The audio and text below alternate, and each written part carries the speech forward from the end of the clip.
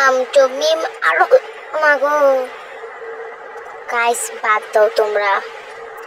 আজকে আমরা কি আর্ট করব? অনেক কিছু। দূর, এত কিছু না, চলো স্টার্ট করে ফেলি। ফার্স্টে একটা রেনবো আঁকবো।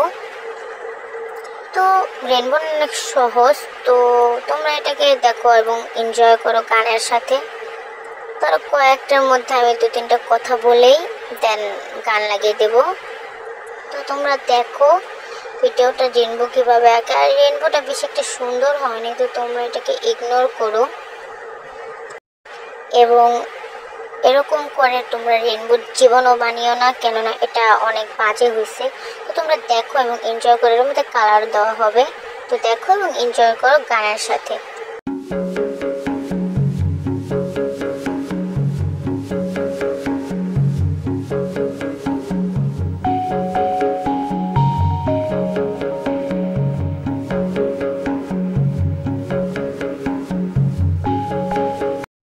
তো গাইস, আমরা এখন রিস্কায় আপাতত আমি এখন নানুর বাসায় যাচ্ছি। তো নানুর বাসায় যে ভিডিওটা আপলোড কর।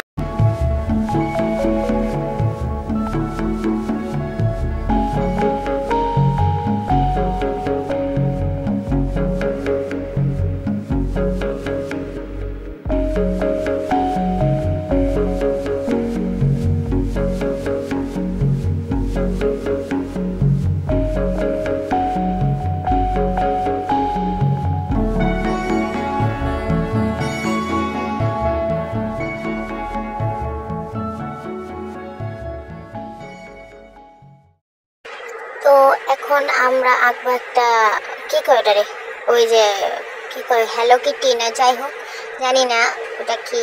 তবু আমার কাছে এটা অনেক কিউট লাগছে, তাই আমি আঁকছি।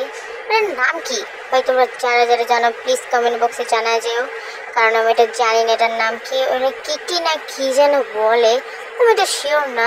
তো দেখো দেখো, কথা বলতে বলতে আঁকাও হয়ে গেছে গা ভাই। মানে কি একটা আছে রে যত সব, কি জিনিস আঁকি। তো যাই হোক, তো আরেকটা পেঁচাল পাততে পারতে ওটা শেষ। এখন আমরা একটা অ্যানিমে জাতি আইসক্রিম আঁকবো। 3 তালা আইসক্রিম। এটা খেলে দেখো কিভাবে ঝাঁকানাকা করে এঁকে ফেলছি। দেখো উপরে একটা চেরি।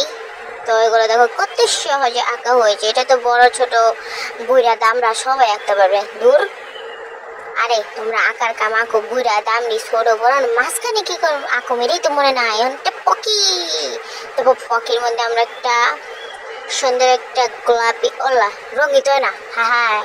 যাই হোক, এটা এখন আমরা গ্রাইপ করে দেবো। এখন দেখো কত সুন্দর লাগছে। এটা এখন আমরা কি করে রে, যাই হোক এখন দেখো আমরা 4টা জিনিস আঁকছি।